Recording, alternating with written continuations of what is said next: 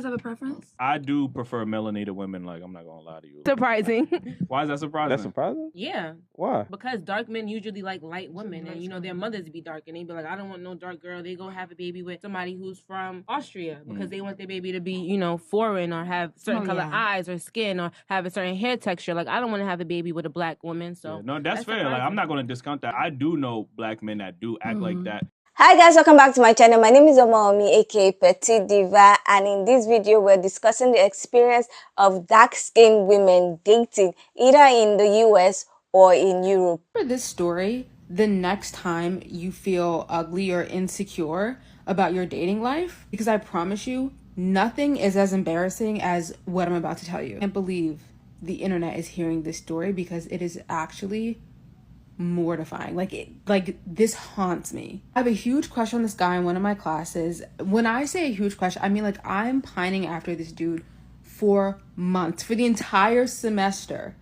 I am staring at the back of this dude's head thinking, that's my husband. Too shy and I have negative riz to just go up and start talking to him, right? I just decided, you know what? I'm gonna write my number on a sticky note and just give it to him. And then my professor gets sick.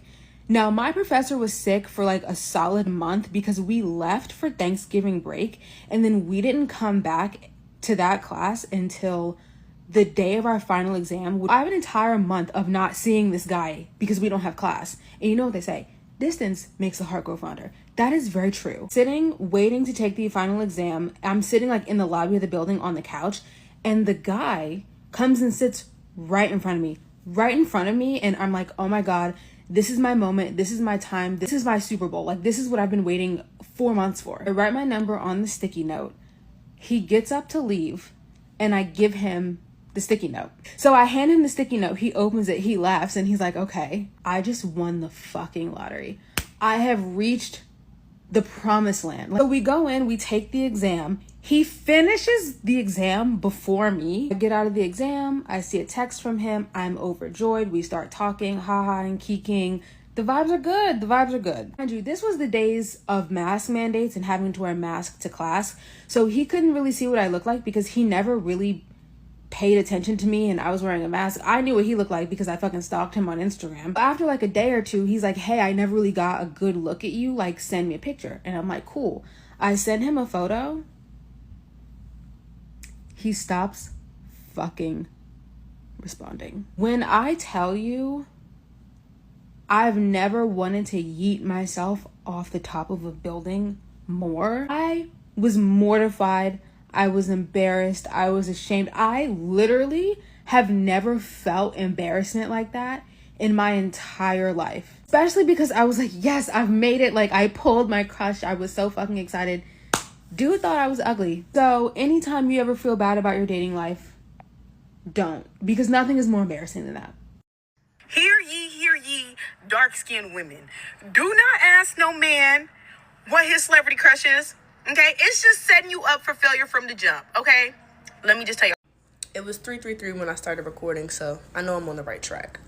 I really want to touch on this topic because I have a really good example of how even when men think they're doing something, they're doing literally absolutely nothing. So I would like to give some background on my dating history. I tend to just date dark-skinned people. That's just how it happens. All of my partners have been either my complexion or darker, except for one. And he was brown skinned, so he was like a shade or two below me. Typically, I find it's easier to date dark-skinned people because they just understand me and they tend to also like dark-skinned women, like myself. But ironically, it was just the brown-skinned one who I had this conversation with, right? So I asked, he tells me his celebrity crush, and the main one was Janae Aiko. Now, and like Lauren London, like those types of girls. I could take that some type of way, but I really just chose not to. There's a whole bunch of things that I had issues with when it came to him. The last thing I needed to do was just really internalize colorism. And his past partners had already been other dark-skinned women, so it did, ease my brain a little bit to know that at least he's dating us in his real life. But that's a topic that we'll get into. And side note, I know I'm looking a little brown, but best believe I'm a chocolate girl. I'm a chocolate honey. Wait till I get in the sun a little bit, you know what I'm saying? Y'all can go look at my pictures. Yeah, shades may vary. But back to the topic at hand. So I don't know who said what, but we had a conversation where I addressed with him that the women who he actually has celebrity crushes on, hence Janae Aiko, Lauren London, other women who look like them, those are the girls that you fantasize about, right? These are your fantasy women. And he goes, yeah, but I date dark-skinned women in real life. And I'm like, yes, that's true, that's valid, but it really feels like these are the girls that you want, that you wish you could have, you know what I'm saying? These are the girls who you get in real life. And he had low self-esteem, so he's probably thinking like, these are the girls I can pull in real life. Despite me being a very bad, but that's not really the point. Like, he, in his mind, was probably thinking, she's dark-skinned, she's more obtainable than her lighter-skinned counterparts. You know what I'm saying? Like, I could go for her, even if she's a bad bitch, and too much of a bitch for me. She's dark-skinned, so this is more realistic as for what I can do as a man with low self-esteem. Fortunately, my self-esteem was way too high, and I left his ass, but that's a different story. Just had to put out some food for thought. Am I the only one who saw the video of the young black woman who changed her race on Hinge to get different matches? Change your race to white or Asian, but hide it so when a man sees it. She said it was experimental and it was just to test out the algorithm. But here's why I think this is a bad idea. Okay, we already know algorithms are very biased. They definitely know our race, our skin color. They know everything about us, period. And they give us certain matches that they feel like coincide with who we are. And I understand wanting to like date a specific type of person or wanting to date someone of a specific demographic, socioeconomic status, specific occupations. But if someone is intentionally filtering out black women from their dating preferences, why would you want to even match up with them? We need to let go of the desire of wanting to be chose by people who are very loudly not choosing us. So can we talk about how much being considered ugly when you're younger has an impact on how you date when you're older? When you grow up being conventionally unattractive, whether you're overweight or you're a person of color in predominantly white spaces, or you just have features that don't fit the European beauty standards, it's so hard. It's hard seeing all of your conventionally attractive friends have boyfriends in middle school and high school, but no one's checking for you because you're not pretty. I personally never had any romantic experiences until college. That was when I had my first boyfriend, my first kiss, first everything, and it was literally one of the worst experiences of my life. This guy was literally so terrible to me. Not only was he ignorant and racist, but he was just a bad boyfriend. He didn't know how to treat a woman, and I settled for it because I never had anyone express interest in me before him. And despite him being a bad boyfriend, I stayed with him until he broke up with me. And at that point, I then proceeded to basically beg for him back because I literally did not think there would ever be anyone else out there that would love me the way he did. And I was really depressed for a long time because I didn't know my worth and I was putting all of my worth into male validation. And looking back, I am really grateful for that breakup because it allowed me to realize a valuable lesson in self-worth. Despite only ever having one man interested in me in my entire life at this point, I was okay with it because I was able to learn through that relationship that I don't need a man for validation. I don't need anyone to basically determine my value. So while I might not have had a million men knocking down my door to date me when I was younger, I'm okay with it because I learned a valuable lesson that a lot of girls don't learn until they're way older and have experienced a lot more life. So I say all this to say, if you are a young woman who's struggling with self-confidence because You know, you might not be as conventionally attractive as the girls around you. Just know that your time will come, and know that you don't need a man for validation. Be confident, be yourself, and the right person will find you. Literally moved to Europe so that I could run smack dab right into my husband. Okay, dating in America, complete shit show. Did it for years, been there, done that. Just completely a no for me. Pass. I moved to Cannes like a week ago. I'm a week old here. And y'all, I can't even tell you the amount of shit that has happened to me in the last week. Okay. So please know that I'm going to refer to something that's called an opportunity zone, which you desperately need to know about if you are single and you're looking for your Mr. Okay. Opportunity zones are places where wealthy men frequent. Okay. So I moved here. Within 2 or 3 days, I was inside of opportunity zones. This whole city in itself is an opportunity zone. Okay, so now we got 2 opportunity zones, one inside the other one. I am at an art gallery. I'm on a corner and I'm looking at this work of art. Well, guess who comes to art galleries? Hello, do I need to spell this out? I don't think so. So I'm standing there. This guy, yay big. Okay, I'm 6'1" in all fairness, but yay big. He comes up behind me and I'm like, oh, excuse me, sir, right? And he's like, which one do you want? And I looked at him before I understood like what was happening. And I was like, oh, well, I'm gonna pull you over there. I showed him which one that I wanted. So he says, he's like, I'm gonna get it for you. He's like, but there's a thing. And I was like, okay, oh Jesus, here we go. He's like, I want to be your slave. I'm sorry. The record literally stops in my brain. You want to be my what? You said this to a black person? Oh my God. But, okay. Table's turn. This sounds nice. America could never.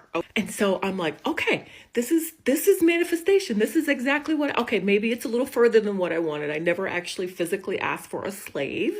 But I love the idea of a man serving me, right? Like, he was like, yeah, he's like, I'm going to do this for you. I'm going to do these. Like, if you need me to clean your boots. And I was just like, no, I'm thinking in my head. I'm like, cha-ching, right? I'm like, oh yeah, he can pay this bill. Cha-ching. Oh yeah, he can do this thing. Cha-ching, right? I'm just sort of all over the place. Keep in mind, this manifestation shit does work, okay? I literally said to myself, I need to meet somebody that's going to be paying all these bills. You've got to be super clear on what it is that you even want. I wrote down every single thing that I wanted. You know what it is that I really want? I want to marry a multi-millionaire or billionaire, okay? I'm being completely transparent with you because that's what I want. And I know being inside of an opportunity zone like Cannes, going to art openings, yacht regattas, car shows, antique shows, all of these things are going to put me smack dab in the same room as my future husband. So that's the crazy story. That's the kind of shit that's going on already. I honestly, like, it's just now March. I honestly can't even wait until like the Cannes Film Festival, bumping into everybody here. Yeah, I'm really digging this opportunity zone. And yeah, I'm probably going to send a text request, little Cash App request to my new slave. Stay tuned. Out there in the world now, the beautiful Godiva skin, chocolate, dark skinned woman I was talking to last night at the club, she said this to me too. She was like, in California, she does feel she's faced more colorism being a darker skinned black woman here. She's heard people tell her to her face, I don't talk to darkens with, etc., etc. And I also watched that same girl who I'm talking about after she got done having a conversation with me go walk to the other side of the club, and I watched 2 Filipino guys try to spit the game. And one of them dudes, no homo, was a good looking dude. I ain't gonna hold you. And she was not giving him the time of day. So, but more of the story is there colorism in California for black women? Now, I do think this is a conversation that is it has to be generation specific. And what I mean by that is, I do see with people who are in the younger generations, teens, early 20s, I don't think that's a big thing. I've seen a lot of black women with white guys, with Asian guys in Sacramento County and Stockton. Anytime I'm at Have on the Mile and they having a cool night is popping, anytime I'm at Palladium, if I see a group of pretty black girls in there, whether it's a Mexican who got a VIP table or it's a Filipino who got a VIP table, they, hey girl, what's up with it? Come over here, let me show what you talking about, etc., etc. So I can't say that. Now, maybe 20 years ago, maybe 4 or 5 years ago, conversation was, I'm going to say you something when it comes to colorism. The most underrated colorism you see against people in California, nobody ever talks about this, is against white girls. I have seen people openly say, from kids to adults, I don't want a basic white bitch. And there's nothing wrong with dating white women. I think white women are beautiful. I think black women are beautiful. I don't think any race of woman is better than the other. But if you're talking about open statements of colorisms, I've heard that a lot more than I've heard people say, I would never date a dark-skinned bitch, etc. I've heard that too.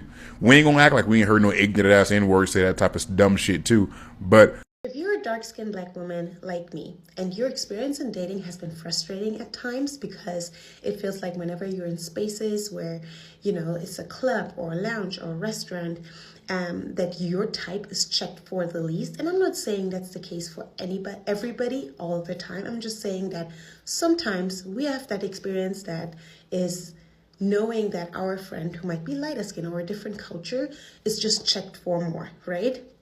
And you as a dark-skinned black woman are kind of like overlooked or underappreciated. If that's your experience, I want you to do this one thing.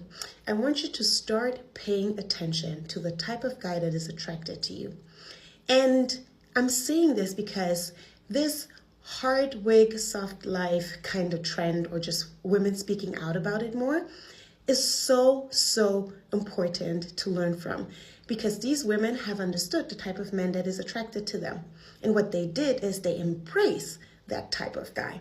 What I see so often with dark-skinned black women is that we kind of really focus in on the type of guy that doesn't like us and disregard the type of man that does. And that's really important, because why are you checking for someone that isn't checking for you? More often than not, it's really rooted in some type of self-worth, inefficiency, or, like self-loathing, where you're checking for the type of guy that doesn't necessarily like you because you feel like if you can win him over, you've been validated. So, yeah. Now, I thought that the experience of the lady who just moved to Cannes, France, was very, very interesting. Like, she just moved a week from when she did the video, and she was already seeing a difference in her dating experience in the US and in Europe. Now, she was talking about the fact that she went to an art gallery and she met somebody who wanted to be a slave. And I'm like, excuse you? Excuse me? And she said she's in an opportunity city, so, and she's going for events like art gallery viewing, which to me, I don't understand the whole thing. I'm not an art person. I get lost when people begin to describe pieces and I'm like, what are you seeing? I'm not seeing. But I'm not really an art person. But she's going to such events. She's going to yacht, whatever that is, film festival, or she says she was going to be going to yacht events, film festivals and the rest, so that she can meet the kind of person, the kind of man that she actually wanted. She said she listed the things and she wants somebody to take care of. She wants a rich person. She said a millionaire or a billionaire. And to be realistic, she's actually doing the right thing in a way, because those are where those kind of people used to gather. Those are their social events. You're not going to find them really in the club. If it's in the club, it's a high class club that is probably members only, and to be a member, maybe you're supposed to have like a net worth of $5 million or $10 million or something. And so going for those things, she probably will achieve our goal, our dream.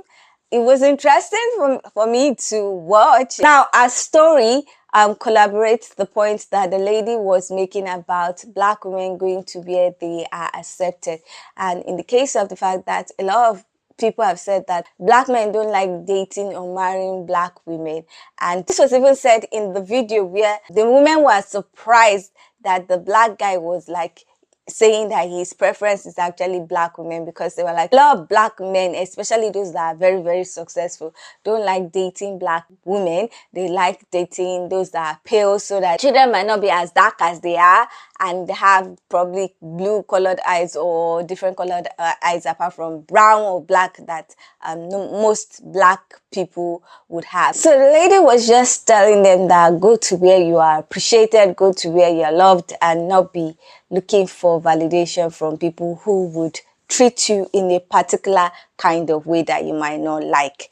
Now, the whole concept of changing your race to another race on a dating app or dating site just so that the algorithm would push your profile to men that you are interested in is weird to me. Learning that was just like interesting to me. It was surprising to me. Now, I don't use dating apps or sites. I tried to join one. I think I registered, I created a profile, didn't upload a profile pic, and I just ran out. I can't even remember. I can't even remember the site or even remember my login details because I don't use those things, which is weird.